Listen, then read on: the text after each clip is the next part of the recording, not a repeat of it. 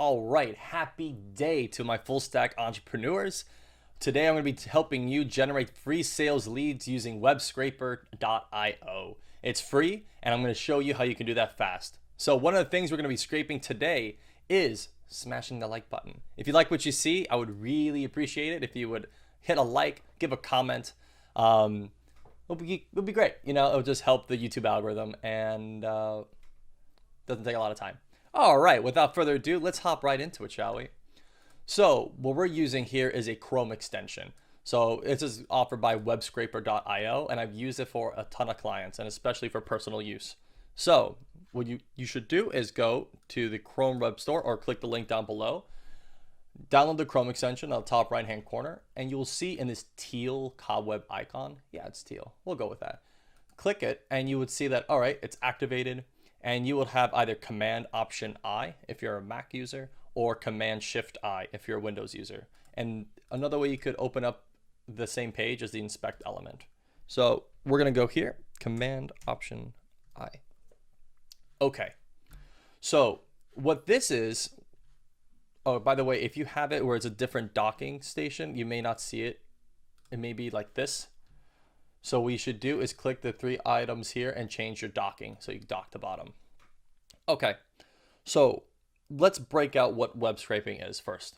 So web scraping is a program that allows you to collect a certain type, whether it be text, a link, an element. It helps you automate data collection. That's what you were doing. A little bit of background is that you would need to understand conceptually what HTML is and what CSS is. So these are the two framework languages for front-end web development. So basically the ones and zeros of making a website. Okay, so what we're doing here is that we're going to pretend we are a real estate agent for today. So if you're a real estate agent, very common, very normal, you want to figure out, hey, what are the most popular apartments in Los Angeles? I want to figure that out because maybe I want to market. And I want to market to these people, and I want to market it so I could maybe get some more sales. Okay, so we have 25 leads here, and we want to collect those links, but not manually, because that's a lot of time that we don't have. We might as well, be calling people. So what we're going to be doing, Command Option I here on the Mac, we're going to open it up, and once you download the web scraper, you're going to see it pop up here. So click on that, and you're going to have here some sitemaps, this little breakout. I already have one. We'll get to that later. But we're going to be creating a new one. So a sitemap is effectively you describing to the bot, think of the bot like your Roomba. So a Roomba where it's, hey, I want you to go in a certain area and I want you to clean and scrape all the information that I want here. Okay, so we're going to give this a name. What's our map? So let's call this apartment leads. Okay, so that's the name that we're calling this map, and we're going to give it a link. So think of it like, where do we place the Roomba in our room? All right, we pasted it in here. Awesome. So now our sitemap has been created, and now that means our robot, our digital Roomba, has now been thrown to this website. Okay, so we now know, like, in our head where it's going to be. Now what we're going to do is going to say, hey Roomba, now since you're in this website, I want you to collect something for me. Okay, so we're going to do add a new selector. We're going to give it an ID, and we're going to give it the name websites. Right, so we know these are the websites that we're collecting for these apartment buildings. The type, these are really important. So the type means what is the thing that we're getting. This is why I mentioned you should have a concept of HTML. So are we grabbing a text? So something like this where it says Los Angeles is a bustling city. That's text. Is it a link, like a web link, meaning that we want our Roomba to click that link and continue? Is it a pop-up link? Is it an image? Are there tables, elements, HTML specifically if you wanted to grab that? An element scroll down. Without getting too much into it, the basics is we want to click this as a link. Okay, so we told, hey Roomba, land on the site and I want you to grab a link. Cool. So we're gonna say, let's select it. What it is this link. And notice how it lights up when I hover over this link. It will be different if I did this as a text and I said select. It's going to start noticing that this is text, that is text, that is text. So it highlights it with green and it asks, is that something you want? But we don't want that. So we're going to go back to link and we're saying, hey, grab this link. And when you select it, two things have happened. One, it turned red. So it says, I locked it. Roomba understands what you want. And it also gave you this code on the bottom. So what we want to do is scroll down and we say, all right, we clicked one, and this on the right here on the left-hand corner, it's saying, hey, here's what I think it is because you selected one. Is that true? Okay, well, let's scroll down. Well, it didn't pick up this link, so let's click on that one. Oh, okay, notice on the top, notice on the bottom left-hand corner, it changed. So now our Roomba is saying, okay, now I'm seeing a comparison between these two links. Is that the same? Yes. Look, so now since we scroll down, we know it's the right one because it's picking up all these red links. Perfect. So it's working. So we're going to say, hey, good job, Roomba. You did it. Done selecting. Okay. So what we could also do to triple check, we're going to click data preview.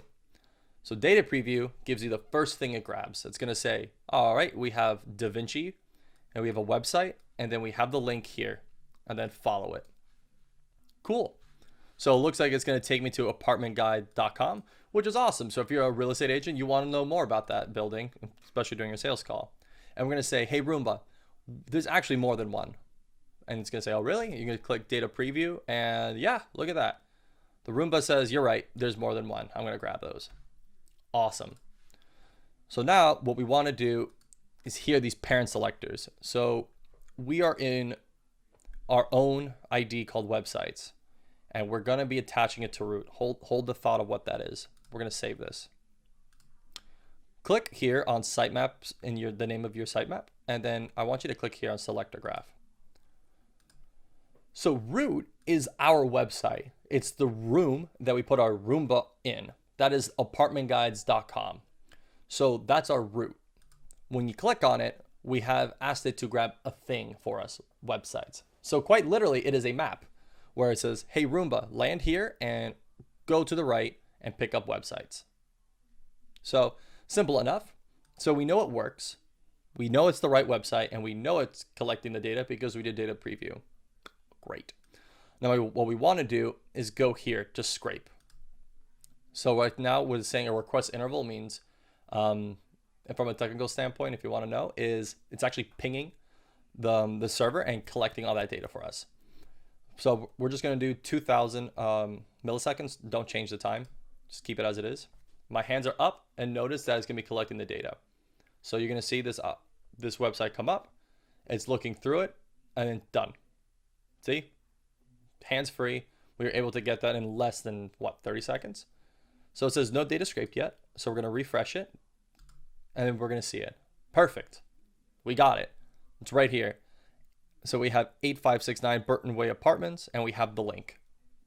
Beautiful. Okay, so now what we want to do, we want to take it into a place where we can actually use it.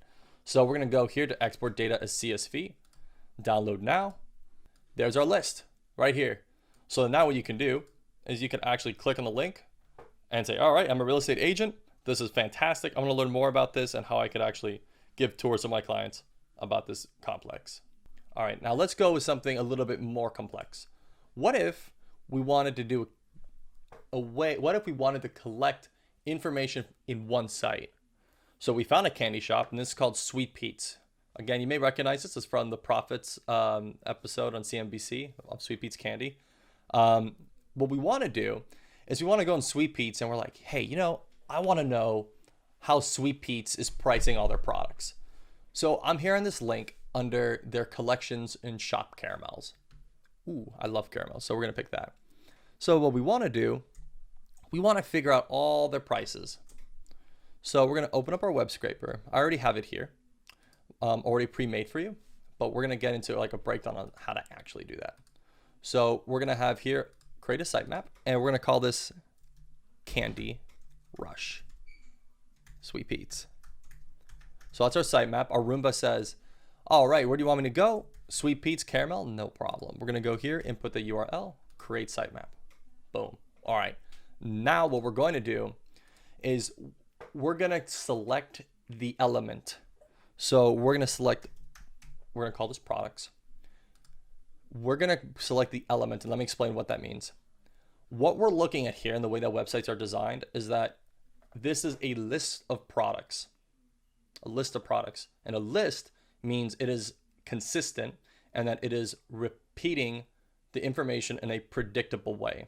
That's critical because that's how web scrapers function. A web scraper needs to know what is consistent so that it can predictably and reliably pull that information out. So when I select element here, notice how this highlights on this side? It says there's a whole element, the page, and I have here the element image, I have the element text, but what we're looking at is the product element. So basically, if your green box goes over everything you want, good to go. So what we're going to do, we're going to select this product and we're going to select the next one. Notice everything turned red. Perfect. So it is indeed grabbing the product element. We're going to click done selecting and we're going to select multiple. Now you won't have a data preview. It will be blank because we're not telling it to pull anything from here. All we're saying is, Roomba, when you go to this room, I want you to go in the closet in this room. So this is why, or go under the bed in this room. So it knows, it's this product. Great.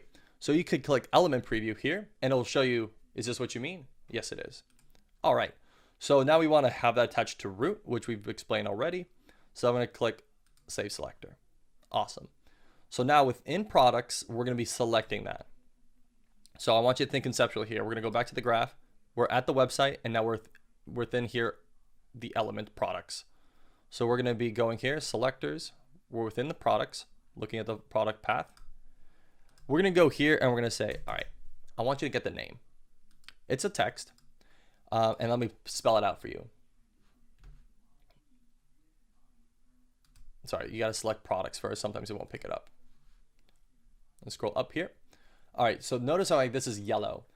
The only reason why this is yellow is because we know that all the other products have the same structure. So it's going to say, all right, I understand it's the same structure. So if you pick text here, I know it's going to be the same across all the other products. Awesome. So you have to pick the element or the item within this element that's in yellow. So we're picking the name. We've locked it in. It's red. And we say done selecting. Perfect. And we're going to preview it. And it grabbed it. Notice, because we didn't select multiple, right? We didn't say select multiple things. We know it's multiple because it's already within an element, more specifically in a list of elements. So it's going to give us a list of names. So we're going to keep that unchecked. We already know data preview that is grabbing the lists of names. Awesome. And save selector. We want this to be named under products. It can't be named under root because it wouldn't know where to go, right? The logic would break. Roomba, go in this room and grab names. I don't understand. It's going to say, Roomba, go in the room, grab this product, give me the names, right? Roomba, go in the room, go in the closet, grab me my shoes. So we're going to click products, save selector. Now what we want to do is do the same thing, but we're going to grab price. Price has been selected. We're going to check. Boom. We got it. Our lists here. Next. And it is again an element of products. Okay. So now let's look here under our graph. We have root. We have products. And it says once you get to the product, give me the name and give me the price. Perfect. We are set to go. So let's scrape it. Put it again at 2000 milliseconds. Hands off. And just watch it work for you. Easy. Took literally 3 seconds. Real time, not even fast forward. We click refresh. Boom. We're there. We are done. So let's export as data CSV. Download it. Great. Set to go. And now we have this. This is amazing. Okay, so what does this mean? So you effectively have an employee working for you at a super high rate. You don't need an actual paid employee. You could already do this data collection at literally at an order of magnitude faster, if not more, than an employee could, and more accurately. So once you have the sitemap that we've created right here, we called it Candy Rush Sweet Peats. You could actually share that. You could actually send the map, our sitemap, to other people. So you can say like, hey, use this path that I've created, and I want you to use it for these sites. I've already made it, or I'll do this every day on this website. Great. All right, so let's go back here to our page. All right, so here, let's go back to our page. We're gonna click out of this element, and you can do the same thing with virtually anything, guys. I mean, it's really, really powerful tool. I highly recommend it. Again, this is a really basic walkthrough of how to use Web Scraper, and you can use this for anything. One thing to be very clear on, web scraping is a gray area in the internet. Browsers, what I found is that browsers don't like it when you scrape, because that's information that they have. But it is public, and if it's publicly accessible, then you're good to go.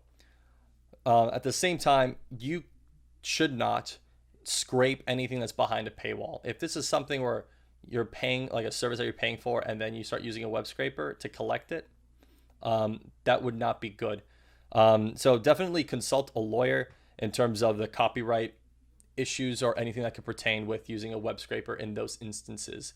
Don't give legal advice, but that's what I've found to be really important to note. But as long as this is public information that you could do a quick Google search, no problem.